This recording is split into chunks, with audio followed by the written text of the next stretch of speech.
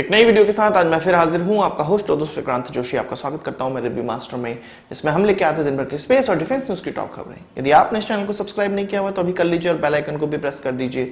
यदि आप मुझे ट्विटर पर फॉलो करना चाहते हैं, लिंक डिस्क्रिप्शन में मिल जाएगा और स्क्रीन पर भी मिल जाएगा। अपनी सबसे पहली खबर की बात करेंगे तो वो रीजनल कॉम्प्रिहेंसिव इकोनॉमिक पार्टनरशिप की तरफ से निकलकर सामने आ रही है, या आरकैप के नाम से भी आप इसको डिनोट कर सकते हैं। यह एक ऐसा ग्रुप है जिसमें कि 15 कंट्रीज आती हैं। इसमें 10 आसियान देश आते हैं, चाइना आता है, जापान आता है, साउथ कोरिया आता है, इसके अलावा ऑस्ट्रेलिया और न्यूजीलैंड भी आते हैं। अभी का जो पूरा सिनारियो मैं आपको बता रहा हूं, इसमें रशिया, इंडिया और यूएस नहीं आते हैं। वो क्यों नहीं आते हैं वो आगे हम डिस्कस करेंगे। सबसे पहले ये बात कर लेते हैं ये कौन से पैक्ट पे साइन हुआ है। अब 15 देशों का इस प्रकार का ग्रुप बन चुका है जो कि इकोनॉमिक पे ध्यान देने के लिए बनाया गया है पोस्ट कोविड या पोस्ट चाइनीज वायरस सिनारियो के बाद। असल में 8 सालों से इस पर डिस्कशन हो रहा है। चाइना ने इस पर लीड ली हुई थी, चाइना ने यह पूरा ग्रुप बनाया है, इस पे नेगोशिएशन हो रहा था और अब जाके नेगोशिएशन कंप्लीट हुआ है। 15 देश जिनका नाम मैंने आपको बताया, उन्होंने इस पर साइन कर लिए हैं। भारत ने इसे साइन नहीं किया। पिछले साल तक भारत इस जो नेगोशिएशन है उसमें साथ दे रहा था, पर इस नेगोशिएशन के कुछ टर्म ऐसे थे जो कि भारत को सही नहीं लग रहे थे। उसमें इस प्रकार के टर्म थे कि भारत को ऐसा लगा कि चीन के साथ जो हमारा ट्रेड डेफिसिट अभी बहुत ज्यादा है वो आगे और ज्यादा बढ़ जाएगा, क्योंकि इस जो पूरा ट्रेड एग्रीमेंट पे साइन हो रहा है, इस पैक्ट पे साइन हो रहा है, इसमें ड्यूटी फ्री प्रोडक्ट ये सभी देश एक दूसरे देशों में बेच पाएंगे।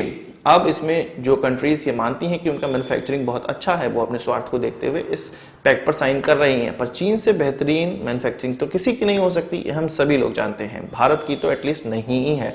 इसलिए भारत ने इस जो नेगोशिएशन है उससे बाहर निकल गया था और 1 साल पहले ही बाहर निकल गया था। अब 15 देश ऐसे हैं जिन्होंने इस पर साइन कर लिया है। भारत ने एक चीज वार्न की है आसियान देशों को कि चीन का जो ये पूरा मैन्युफैक्चरिंग है या चीन की जो ये अगुवाई में कॉम्प्रिहेंसिव पैक्ट साइन हो रहा है वो आसियान देशों के लिए सही नहीं है। हमें पता है कि जापान इस चीज से बाहर निकल सकता है, उसको मार्केट चाहिए, उनकी मैन्युफैक्चरिंग अच्छी है, साउथ कोरिया की मैन्युफैक्चरिंग अच्छी है, ऑस्ट्रेलिया और न्यूजीलैंड की भी काम चलाओ अच्छी है, पर आसियान देशों की इतनी ज्यादा अच्छी नहीं है। उनकी जो इकोनॉमी है वो भी इतनी अच्छी नहीं है, अगर वियतनाम फिलीपींस की हम लोग बात कर ले तो।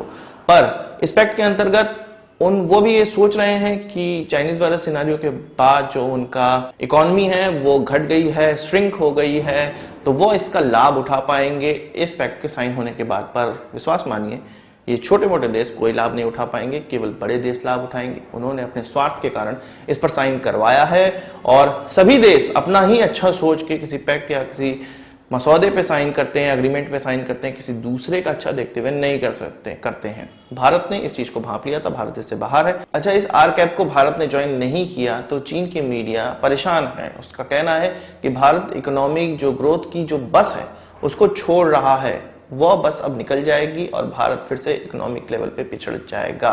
तो भारत की जो पूरी जनता है और भारत का जो पूरा बाजार है वो भारत के लिए काफी है इकोनॉमिक ग्रोथ के लिए। इसके अलावा हम अन्य देशों के साथ भी व्यापार कर सकते हैं और थोड़ी ड्यूटी देके ही व्यापार कर सकते हैं, पर फ्री ट्रेड एग्रीमेंट चीन के साथ तो किसी भी तरह से नहीं करना चाहिए। यदि चीन के साथ इस प्रकार का एग्रीमेंट होता है तब हम लोग इकोनॉमिक लेवल पे पीछे रह जाएंगे। एक तरफ से हम चीन को रोक रहे हैं कि वो डायरेक्ट इन्वेस्टमेंट हमारे देश में किसी ऐसी कंपनी को न खरीद ले जो कि दिवालिया होने वाली है, और एक तरह से हम उससे फ्री ट्रेड एग्रीमेंट कर लेंगे, तो ये हमारे पैर पे कुल्हाड़ी मारने जैसा है।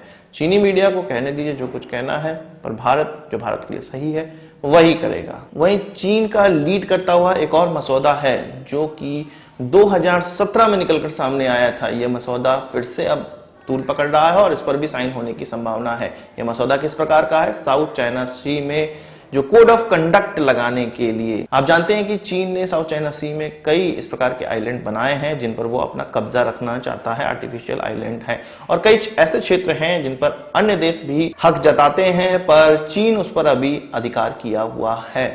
तो इस पर और अपना अधिकार और पूरे साउथ चाइना सी में एकाधिकार करने के लिए चीन ने एक रणनीति बनाई हुई थी 2017 में। सभी देश इससे नहीं मान रहे थे, आसियान देश में नहीं मान रहे थे, पर धीरे धीरे वो मानने लगे कि एक कोड ऑफ कंडक्ट होना चाहिए। यहाँ पर जो कमर्शियल एक्टिविटीज हो रही हैं, जैसे कि तेल निकाला जा रहा है, हाइड्रोकार्बन्स निकाले जा रहे हैं, इसके अलावा जो ड्रिल होती है, मिलिट्री ड्रिल्स होती हैं, एक्सरसाइज होती हैं, माल इधर से उधर ले जाया जाता है, उन सब के लिए कोड ऑफ कंडक्ट होना चाहिए। अब ये चीन लीड कर रहा है, तो आप ये समझिए कि जब ये कोड ऑफ कंडक्ट बन जाएगा तो चीन जब चाहेगा आसियान देशों को तभी जाके वो कोई मिलिट्री ड्रिल कर पाएंगे। इसके अलावा कमर्शियल एक्टिविटी जैसे कि ओएनजीसी विदेश हमारी वियतनाम में ड्रिलिंग कर रही है और ऑयल निकाल रही है, ढूंढ रही है, एक्सप्लोरेशन कर रही है, तो इस कंपनी को भी नुकसान होने वाला है। इसके अलावा अमेरिकन और रशियन कंपनी जो यहां पर काम कर रही हैं उनको भी नुकसान होने वाला है, क्योंकि चीन का प्रभुत्व इस क्षेत्र में बढ़ जाएगा। अब यहां पर यह है कि भारत ने यह कहा है, अभी ईस्ट एशिया समिट हुआ था जिसमें कि अमेरिका भी शामिल था, भारत से विदेश मंत्री हमारे गए हुए थे, क्योंकि हमारे प्रधानमंत्री दिवाली मनाने सैनिकों के पास गए हुए थे, तो हमारे विदेश मंत्री गए, तो वहां पर उन्होंने ये साफ साफ क्लियर किया है कि ये जो कोड ऑफ कंडक्ट बनने वाला है वो United Nation Convention on the law of the sea के अनुसार होनी चाहिए, और उसी प्रकार के कोड ऑफ कंडक्ट को आसियान देशों को मानना भी चाहिए। तो जाहिर सी बात है कि यूएन ने जो लॉ बनाए हुए हैं सी के एक्सप्लोरेशन के लिए, सी के इस्तेमाल के लिए, उसी प्रकार का ये नियम होना चाहिए। पर हमें पता है कि चीन इसको अपनी तरफ घुमाने का प्रयास करेगा और ये आगे जाके बहुत प्रॉब्लमेटिक होने वाला है। वही बात कर लेते हैं डायरेक्ट एनर्जी वेपन्स की, और चीन का यह दावा है कि उसने भारतीय सैनिकों पर पैंगोंग त्सो के सदर्न साइड पर, सदर्न बैंक पर, यह भारतीयों पर अप्लाई भी किया है। डायरेक्ट एनर्जी वेपन से भारत पर अटैक हुआ है। अब ये बात कर लेते हैं कि किसने ये दावा किया है। एक सीसीपी एक्सपर्ट हैं प्रोफेसर जिंग कारोंग, जो कि स्कूल ऑफ इंटरनेशनल स्टडीज के डीन हैं, जो कि रेनमिन यूनिवर्सिटी चाइना में है। उन्होंने एक टीवी इंटरव्यू में 11 नवंबर का टीवी इंटरव्यू था, उसमें यह बताया कि चीन ने भारतीयों पर डायरेक्ट एनर्जी वेपन्स का इस्तेमाल किया। उनके एग्जैक्ट वर्डिंग क्या है वो मैं आपको बता देता हूं। इसका मैं हिंदी अनुवाद आपको बताता हूं। उनका कहना था कि पैंगोंग त्सो के दोनों साइड, दोनों जो शोर हैं, दोनों जो किनारे हैं, उस पर पीएलए का अधिकार होना जरूरी था, पर एक तरफ पीएलए का अधिकार है, दूसरी तरफ भारतीयों का अधिकार हो चुका था, जो कि वेस्टर्न थिएटर कमांड के लिए बहुत ज्यादा प्रेशर देने वाला था। उनका यह मानना था कि पीएलए की केयरलेसनेस के कारण इस प्रकार की चीजें हुई। भारत ने सदर्न बैंक पर कब्जा कर लिया, हाइट्स पर कब्जा कर लिया, और इस प्रकार से पीएलए दोनों साइड पर मूव नहीं कर सकता था, दोनों बैंक पर मूव नहीं कर सकता था, इसलिए सदर्न बैंक पर भी उसको कब्जा करना आवश्यक था। तो वेस्टर्न थिएटर कमांड ने कुछ कहा कि कुछ भी पीएलए करे, पर इसको कब्जा करना है और कोई भी गोलीबारी वहां पर इस्तेमाल नहीं होनी चाहिए। तो एक आइडिया निकलकर सामने आया, जो कि माइक्रोवेव वेपन का इस्तेमाल वहां पर किया जा सकता है, ऐसा माना गया, और 15 मिनट तक माइक्रोवेव वेपन्स का वहां पर इस्तेमाल किया गया, जिससे कि पूरी पहाड़ी को एक माइक्रोवेव में तब्दील कर दिया गया और भारतीय सैनिक वहां से भाग खड़े हुए। इस प्रकार से जो पैंगोंग त्सो के सदर्न बैंक पर भी पीएलए का कैप्चरिंग हो गया है, हाइट्स पर पीएलए ने कैप्चर कर लिया है। तो इस प्रकार की चीजें उन्होंने कही।